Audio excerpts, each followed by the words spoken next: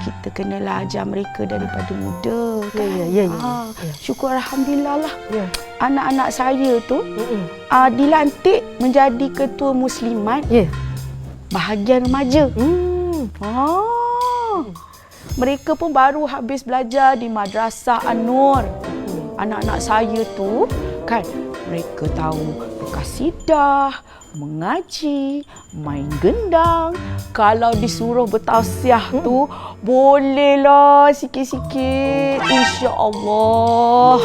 Masya-Allah. Sejuk perut saya ni mengandung mereka. Alhamdulillah. Alhamdulillah.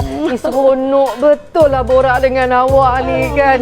Banyak pahala saya dapat. Ya Allah. Nanti bolehlah kita sambung ni.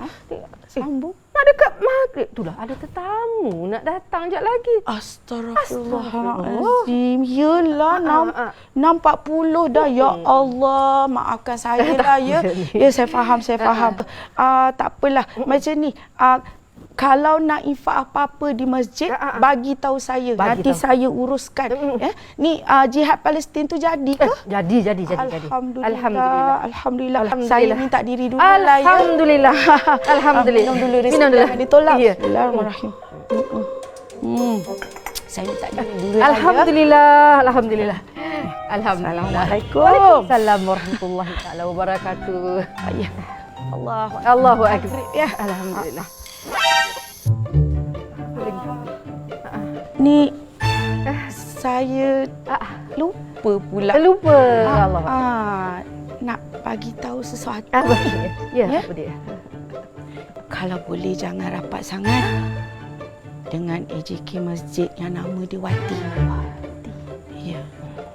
Semua orang tak suka dia tau. Tunggu masa je tu nak kena kenal. Sebab apa?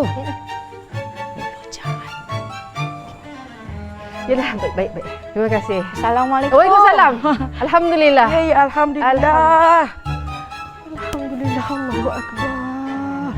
Ya Allah, mulut macam beretih jago.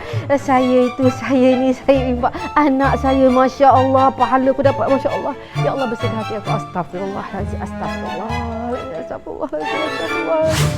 Tak faham lah. Mama ni selalu nak angkut Kasih sekali pergi rumah Antia tau. Antia tu kawan Mama, bukan kawan Kasih. Nanti kan Mama borak-borak dengan dia, Kasih duduk je krik-krik kat sebelah tu, tak tahu nak buat apa. Apa pula? Nanti Mama berbual dengan Cik Iyah. Kasih berbual dengan Jazlan. Allahu Akbar. Mama lebih baik cakap dengan kucing daripada cakap dengan Jazlan tu. Memang hidup lah. Tak apalah.